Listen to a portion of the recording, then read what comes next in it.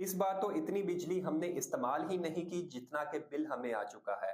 ये वो अल्फाज हैं जो कि आजकल हर एक शहरी की जुबान पर होते हैं।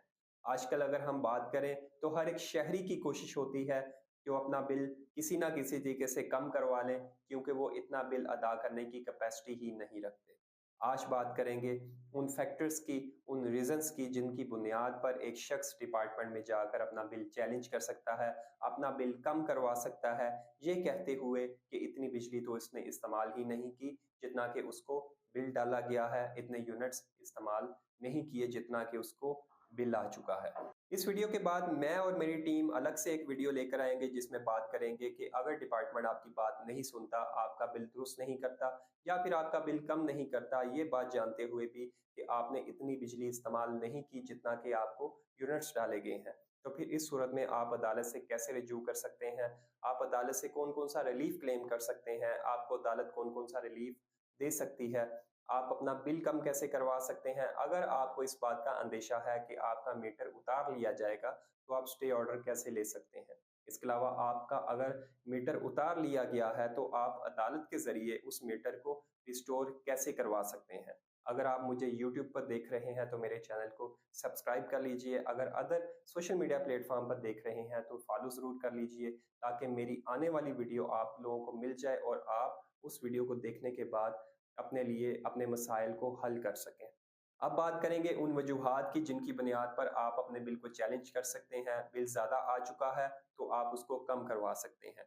सबसे पहली वजह की बात करेंगे कि अगर मीटर रीडिंग दूसरे तरीके से नोट नहीं की गई या फिर अंदाजे की बुनियाद पर बिल बनाया गया है तो ऐसा बिल चैलेंज हो सकता है।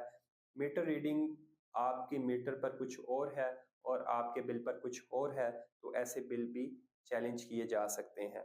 अगर हम बात करें कि अगर बिल में इजाफी यूनिट शामिल किए गए हैं, ओवर चार्जिंग की जा रही है या किसी ऐसे टैक्स या फीस का इतलाक कर दिया गया है जो कि उस बिल के साथ ताल्लुक नहीं रखता, तो ऐसा बिल भी चैलेंज हो सकता है।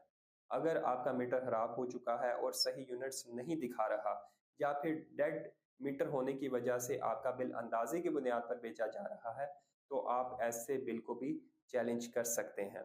पिछले बकाया जात को अगर दोबारा से शामिल किया गया है तो आप अपने बिल को करेक्ट करवा सकते हैं। अगर टैरिफ कैटेगरी की बात करें कि आप घरेलू पर्पस के लिए अपना मीटर इस्तेमाल कर रहे हैं और आपको कमर्शियल के लिहाज से चार्ज किया जा रहा है, तो ऐसे बिल भी चैलेंज हो सकते हैं। टाइम ऑफ यूज़ की अगर बात करें तो टाइम ऑफ यूज़ का मतलब ये है कि बिजली मुख्तलिफ औकात में मुख्तलिफ नुस्ख पर चार्ज की जाती है। पीक आवर्स वो होते हैं कि जिसमें बिजली ज़्यादा महंगी होती है, जबकि ऑफ पीक आवर्स में बिजली सस्ती होती है।